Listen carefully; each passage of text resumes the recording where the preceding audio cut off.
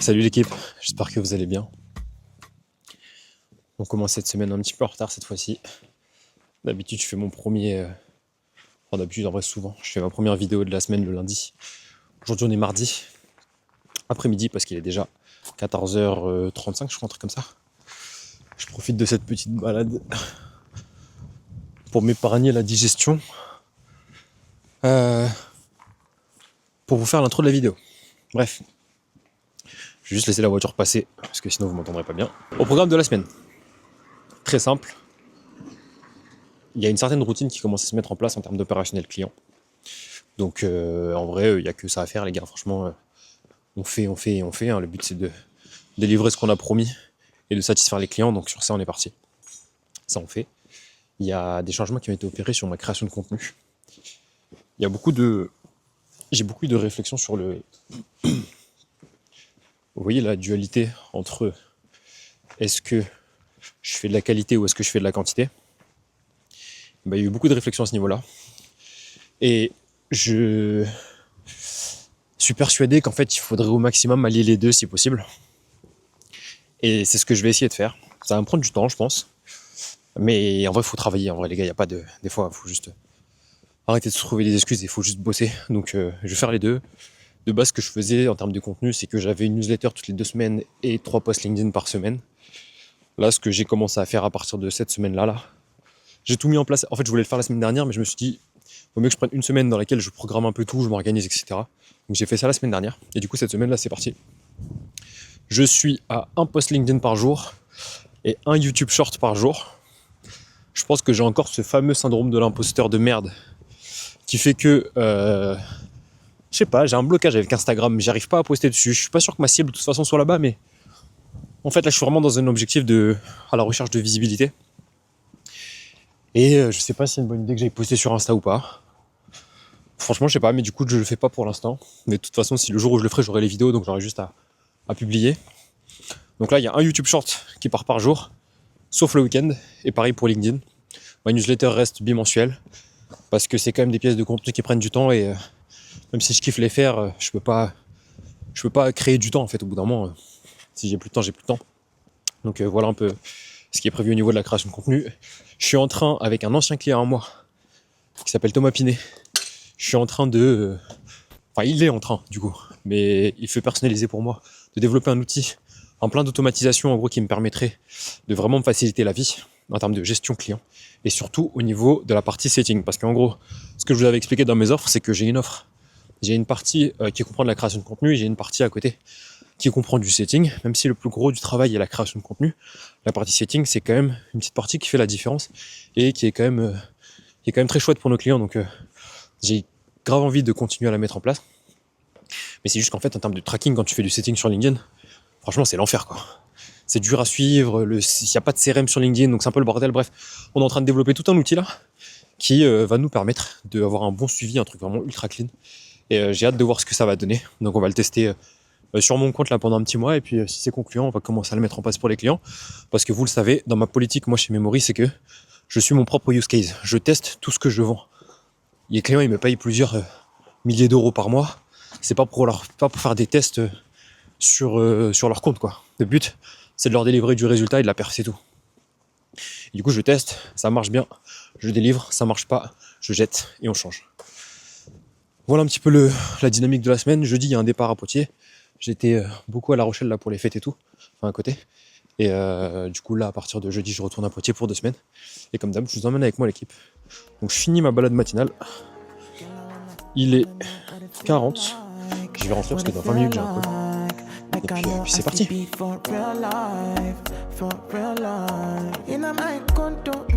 Loving up your body in fast and slow mo. If I hit you, it's my combo.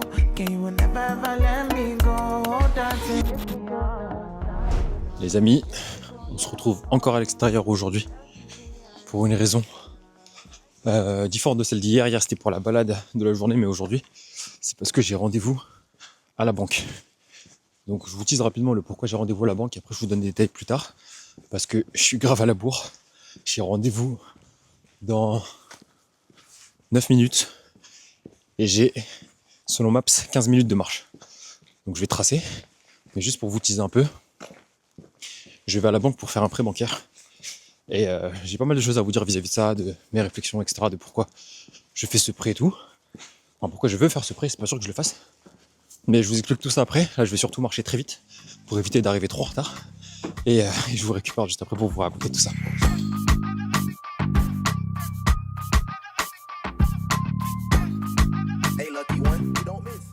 Ok, donc j'ai terminé mon rendez-vous là avec le banquier et du coup je vous donne un peu plus de contexte parce que je suis beaucoup moins à la bourre, mais en gros j'ai potentiellement besoin de faire un prêt pour acheter les parts de mon associé.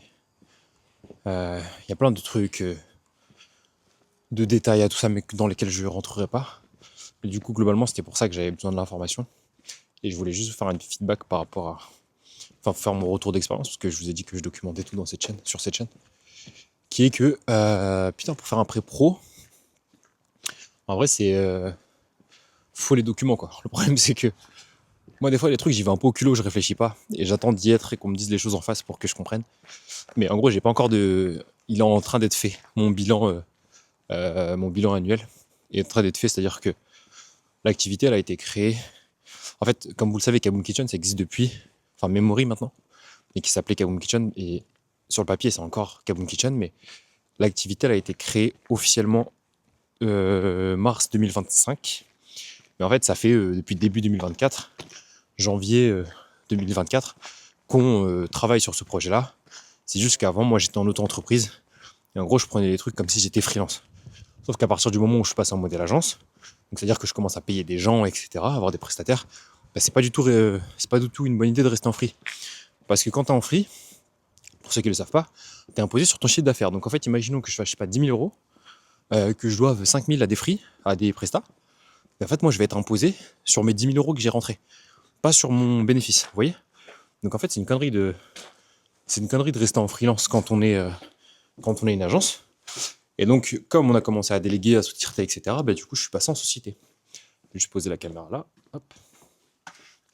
Voilà, je suis passé en société. Et du coup, l'activité existe depuis 2 ans, mais ça a été créé, la société a été créée l'année dernière. Et du coup, ça fait que j'ai un bilan d'une qui n'est pas complet, parce qu'en gros, il va aller de la date de création jusqu'à la fin de l'année, donc ce qui fait à peu près 9 mois, et de 2 qui n'est pas encore établi. Donc en fait, je me suis pointé à la banque sans bilan et avec un chiffre d'affaires qui était hypothétique, parce que du coup, moi, je tiens ma comptabilité, donc mon chiffre d'affaires, je l'ai, mais il était hypothétique parce que c'était pas sur le bilan. Eux, ils veulent des documents, ils veulent des preuves qui sont factuelles. Ils veulent pas commencer à faire des trucs sur des on-dit.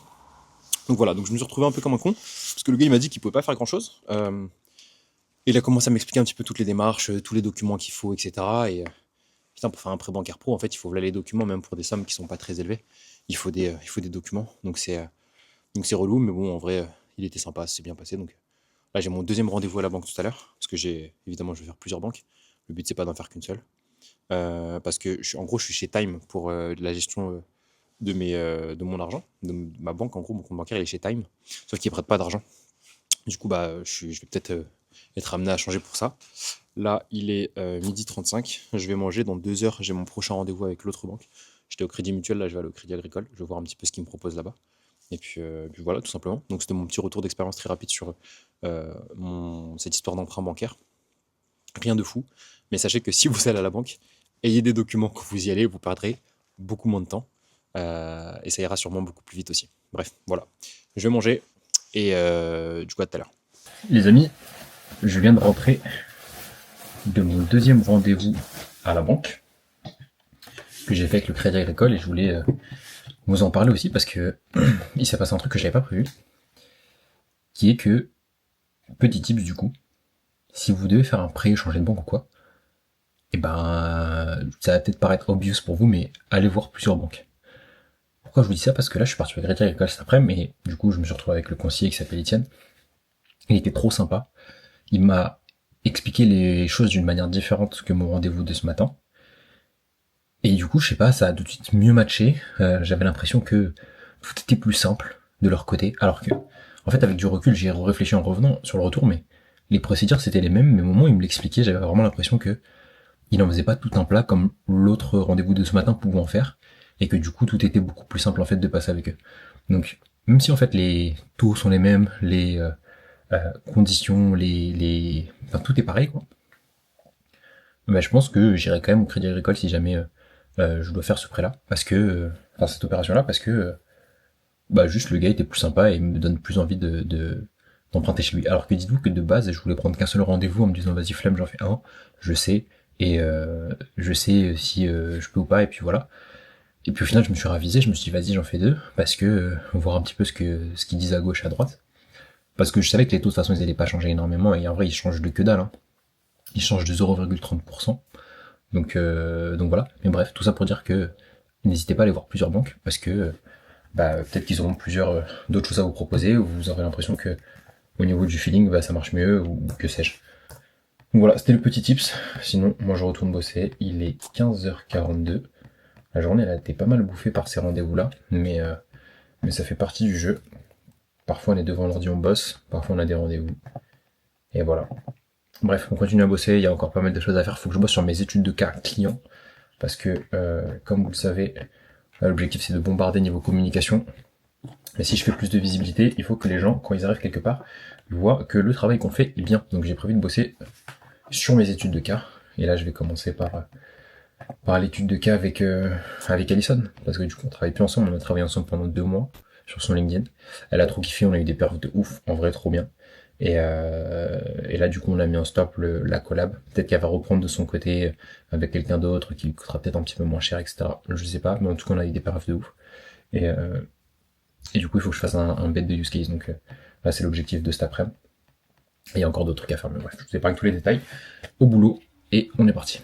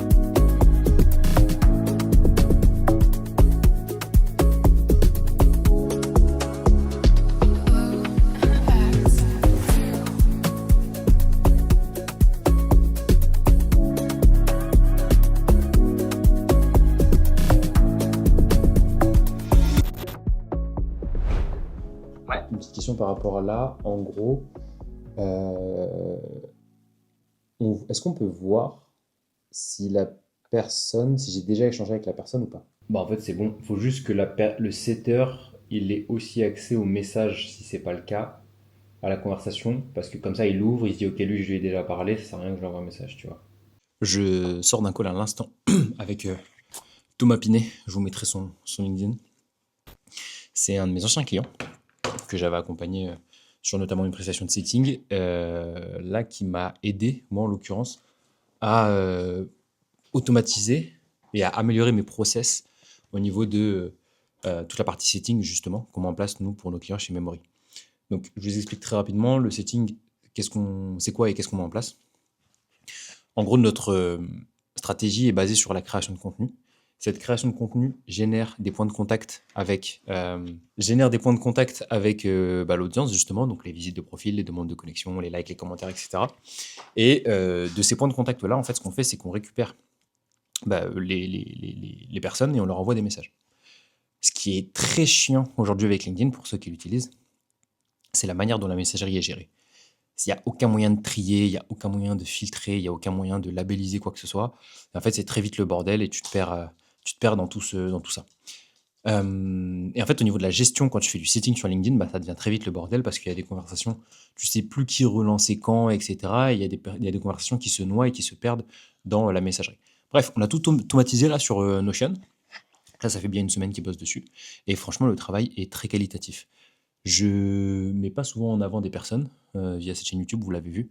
Enfin, les personnes que je mets en avant, en gros, c'est soit des personnes à qui je tiens, soit des personnes qui réalisent du très bon travail. Et là, c'est le cas de Thomas, donc ça me faisait plaisir de le mettre aussi en avant. Je vous mets son LinkedIn là sur l'écran. N'hésitez pas à aller le contacter. N'hésitez pas, si vous avez des besoins d'automatisation, des besoins de simplifier vos process.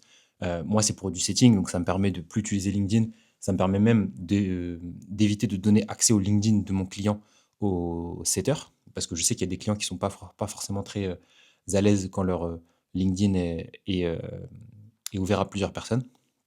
Donc, du coup, ça, c'est un point qui n'existe plus. Mais je sais pas, ça peut être pour n'importe quoi. Ça peut être pour de l'envoi de factures automatisées avec de la relance automatisée. Je sais qu'il y a des outils qui font ça, mais ça peut être ça. Mais en gros, ça peut aller de trucs très simples en partant là-dessus à des trucs un petit peu plus complexes comme gérer des lead magnets sur LinkedIn, par exemple. Je sais pas, vous faites un lead magnet sur LinkedIn, vous avez, je sais pas, 300 commentaires à gérer. Vous n'allez pas envoyer un message à 300 personnes à la main. Ça, faut l'automatiser. Sauf que Wallaxy, c'est un outil qui coûte quand même une blinde. Et bah, Thomas, ça, il peut vous faire une petite automatisation rapide qui vous permet de gérer ça. Enfin bref, il y a plein de trucs à faire. Si vous pensez que ça peut être utile pour vous, mais que vous ne savez pas encore quoi simplifier, envoyez-lui un message, vous allez faire un premier call, il va pouvoir analyser, diagnostiquer votre business, vos process, et puis vous aider à trouver les failles, entre guillemets, pour vous les simplifier, vous faire gagner beaucoup de temps par semaine. Bref, retourne bosser, il y a encore des posts LinkedIn à écrire aujourd'hui, puis on va arrêter la semaine sur ça. À la fin de ces posts LinkedIn-là, j'arrête de bosser. On est vendredi, j'avoue que là je suis un peu épuisé. Je bosse depuis 7h30 ce matin, je crois, et j'ai pas arrêté, donc une petite pause me fera pas de mal. L'équipe, merci encore une fois d'avoir suivi ce vlog. On va s'arrêter là pour cette semaine. Encore une fois, si vous avez apprécié, n'hésitez pas à mettre un petit like, à mettre un petit commentaire si le cœur vous en dit. N'hésitez pas à me faire des retours aussi, j'en ai de plus en plus vis-à-vis de mes vidéos. Donc malgré le peu de vues qui sont faites en ce moment, bah, j'ai quand même des retours, donc ça c'est cool. Et franchement, merci beaucoup à ceux qui me donnent de leur temps, du coup, pour me faire ces petits retours très constructifs. Donc, merci pour ça. Sinon, je vous dis à la semaine prochaine. Force à vous, continuez à bosser, évidemment, ne lâchez pas. Et n'oubliez pas que le travail finit toujours par payer.